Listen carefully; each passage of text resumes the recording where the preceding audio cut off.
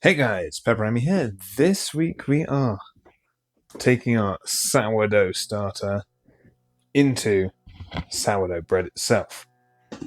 Now, I have of course got my homebrew, which I fed this morning before work. It is beautifully airy. It's actually getting to a really nice spot now. I'm actually really happy with how that's coming along.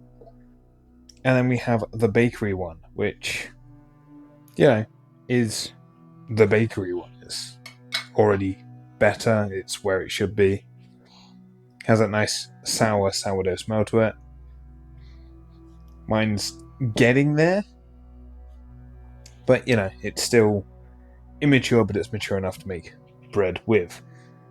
Now, if I get a separate bowl, I'm going to be making 2 loaves.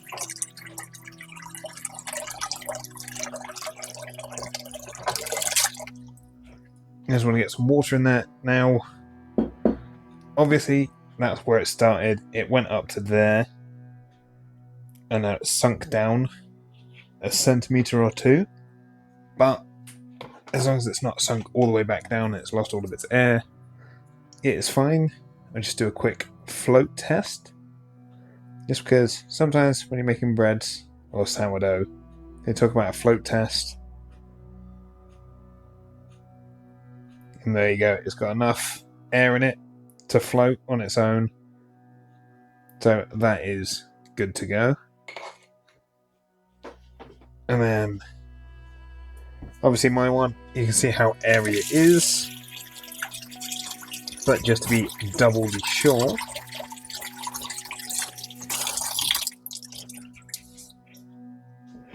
right, and you can see how airy mine is and how much it's risen. But just to be doubly sure, we'll do a float test on that one as well. It is a bigger lump, but yep, still floats. That is exactly what we're looking for. There is little strands down there, but obviously they just don't have air in them. The air has been knocked out. They are too thin to have the air in them. But we are going to be following the Kilner guide as close as possible. Well, a seagull just screamed past the window there. So we want 500 grams of strong unbleached white bread flour. We want 300 grams of our mature sourdough starter. Now, as a note on this kit, it's a wonderful, wonderful kit. If I can actually find the English sourdough starter. It doesn't actually say anything about getting the sourdough starter up to 300 grams. It just tells you the feedings. So it just tells you to feed and repeat. It doesn't actually tell you to do like a big feed, so you get 300 grams of sourdough starter. Unless there's something in the FAQs. No, nothing in the FAQs. So, yeah. But basically, do the method that I do, which is scrapings, which I'll show you in a little bit. Now, I think I've got slightly more starter in here. I can't remember the exact ratios that I fed them at this morning. But I'm going to be doing the stand mixer just because it's quicker and I'm making 2 loaves. So I can do 1 at a time. If that makes sense. Right, so we want 500 grams of... Right, so we have got our 500 grams in here, according to this recipe. So we want 2 teaspoons of salt, some flavourless oil, but I'm assuming that's just going to be for greasing. We want 250 of our water. Now that's going to be a 50% hydration, because we are using half the water to the amount of flour we've got. So you want to go for 250. It's 220. 240, 248, 250. So yes, we are doing a 50% hydration loaf. I do want to do like a load of different hydration rates, just because I'm intrigued to see like the final product of a load of different hydrations. So we have that, and then you want 2 teaspoons of salt. And then into that we want to add in, I don't know how much sourdough starter's going in, but because I do the scrape method, the majority of this jar will be going in.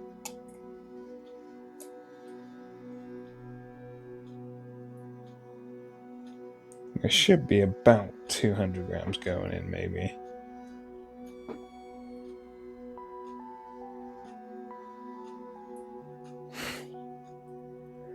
Yeah, we're cutting it close for 200. Or not? No, there we go. 204. There we go. You see there's not much left in there.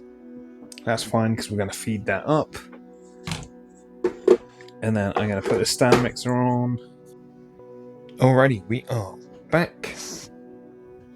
We have one dough in there, lightly oiled bowl, spread on top with a bit of oil. And we have dough number 2 here. Now this is the one with my sourdough starter in it. Peel that around. This always likes to lock, which is a pain, but good, I guess. Right, there we are. And then what we want to do, smooth it out, tuck it in on itself. It's a really weird feeling doing it this way. But yeah, just using your fingers, tuck it in under itself. If you've made bread before, you've probably done this before. So you just tuck it under, pinch it off, tuck it under, pinch it off. So yeah, I let this go for 2 rounds of 4 minutes, because for some reason that's capped at 4 minutes. So I did 4 minutes, rest, and then another 4 minutes. And then we want all in there. Squish it slightly, seam side up, but to be fair, that's done a great job. You can barely tell where the seam sides are. And do I actually, like, would that fit on there? No, but the larger bowl's lid might. That could be something to check in on. But failing that, because we've got a cloth over it anyway. Or not cloth, we've got oil over it anyway. Throw a cloth over it. And then just put that to one side of the kitchen where it's not going to get anything in it. And then we want to leave that for, I believe the instructions said like, is it 2 to 3 hours? I was going to let it go for 4. 2.5 to 3 hours.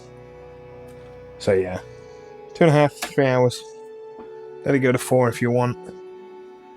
And then knock it back, stick it in a bowl, let it proof for about 8 hours. Because it's sourdough, so it's going to take a little while. It's got to get all of that gas development going on.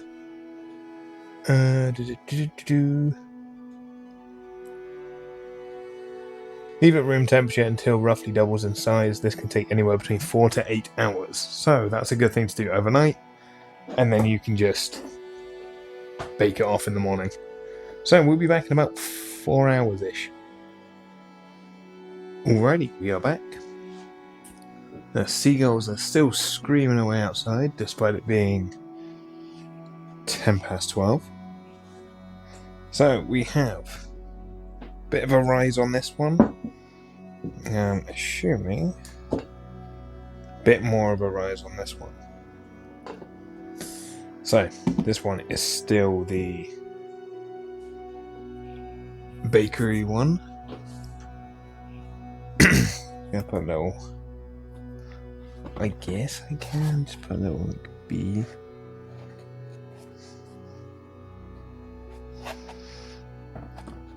There we go. Little B for bakery. So I've got these wood pulp, which is actually just compressed sugarcane. It's not wood. So yeah, it's kind of not what I wanted, but it's what I got. Can't win them all. And want to line these or dust these quite generously with some flour. Now the problem with these being white is you can't really see the flour.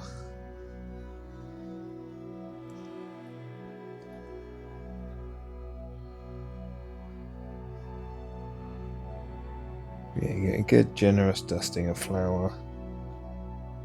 Any excess you can obviously remove.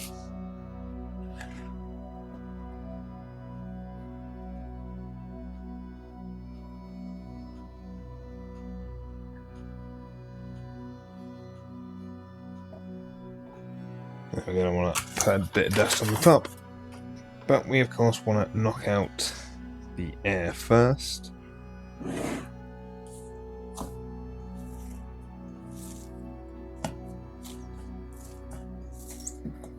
just going to give this just a quick little mix, just to, I'm going to say, knock out all of that air.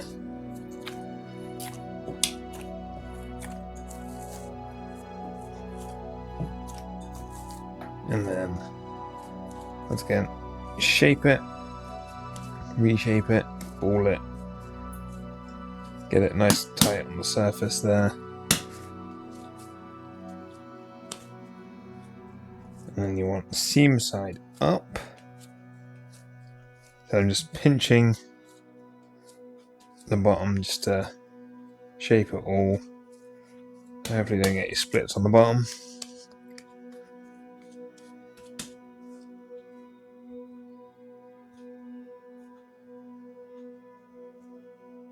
And it's a little weird shaped, but I'm sure it's going to sort itself out. And then got some of these hairnet things.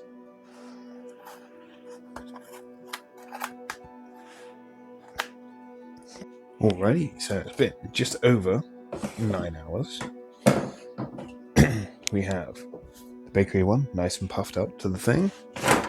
And we have my one, which, yeah, actually puffed up about the same. So I would say both the sourdoughs relatively similar. But gonna bake one before the other, because I learnt my mistake from last week. Hey Findy. So what we are going to do is, I guess,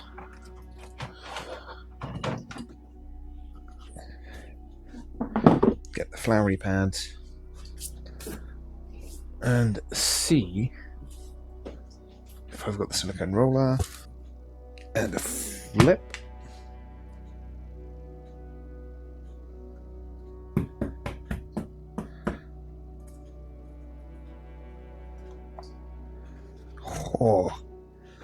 Oh, that is a good looking loaf. Right, we've got the nice sourdough skin on top. Right, let's get the oven tray out. So I've heated the oven to about 220. The Kilner recipe wanted 230, which I thought was a tad on the extreme side. So I've turned it down a little bit. Oh, right. So you got that nice sourdough skin on top. I'm not gonna slash it. Just gonna go as is. I don't think I'm gonna be able to get this out from underneath, am I? No.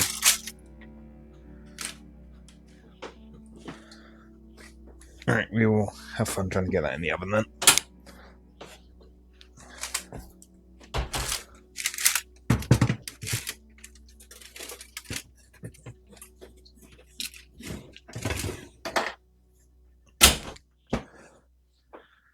Right, and then that's going in for about 35 minutes. So I'll be back when that comes out. Alright, so the first loaf should have just finished baking, roughly. So this is the one with the bakery's starter. Ooh, I can't see.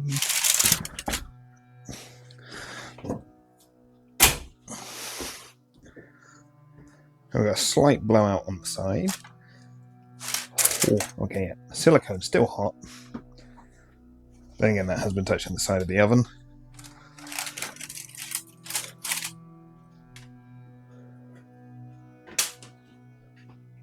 Right. Not too happy with how precarious those were balanced, but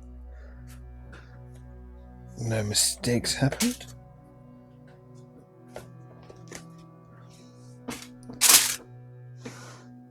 Right, so yeah, that's the bakery one. And then we have my one to go. Now, I would normally do these in the Dutch oven, but I only have one Dutch oven. And not gonna lie, it needs a little bit of a reseason, so... Yep, that's definitely hot.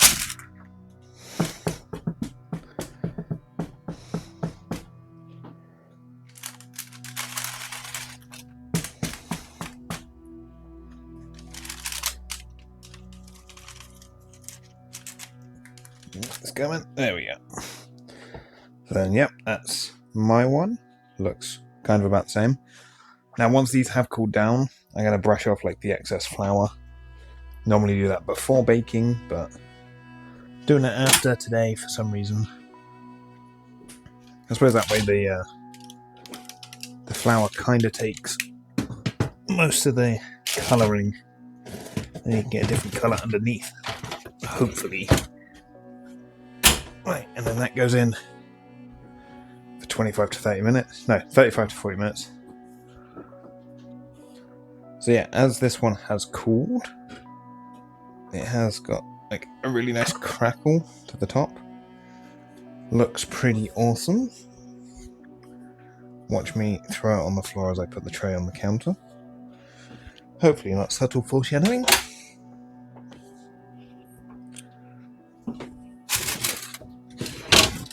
Ooh.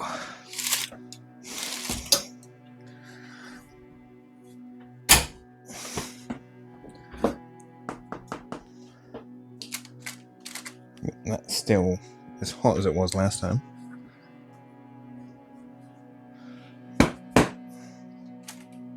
Let me just get the bread up there. There we go, jobs are good. It's really hard to pick up silicone mat with gloves on.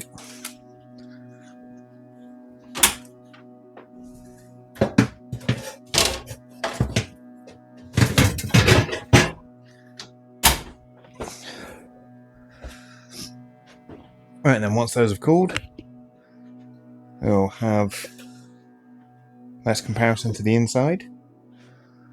I'll be back later.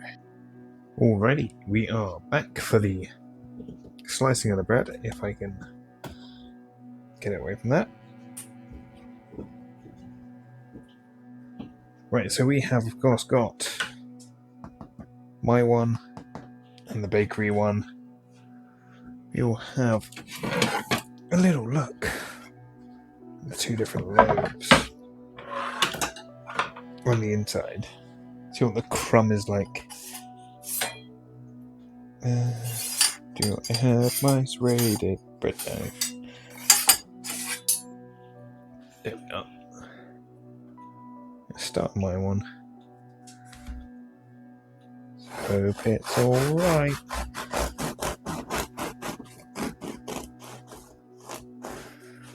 Is that a big...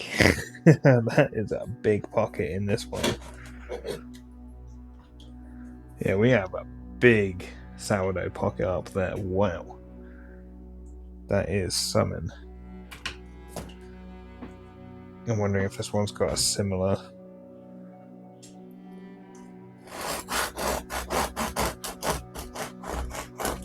This one's a bit more crispy on the outside. I think it got a little bit longer in the oven. There we go, so yeah, smaller pocket. Good looking crumb though, to be honest. Both of them have got great looking crumb. It's not too bad, apart from, like, let's say the big blowout in the top of that one. But yeah, it's a nice even crumb. Make some good sandwiches out of that. But anyway, that is your sourdough bread, basic sourdough bread, from your sourdough starter. Now I have seen some more sourdough recipes that I wasn't planning on doing. One of them might indeed be coming out before this one, so time will tell on that. But anyway, as always, if you enjoyed the video, let me know down below with a like and a comment. If you're new here, feel free to subscribe for free weekly cooking content, hopefully. And of course, if you make your own sourdough, tell me what you put in your sourdough. I want to try like a cheese and jalapeno one, because that sounds really nice. But anyway, I will see you all again next week. Thanks for watching.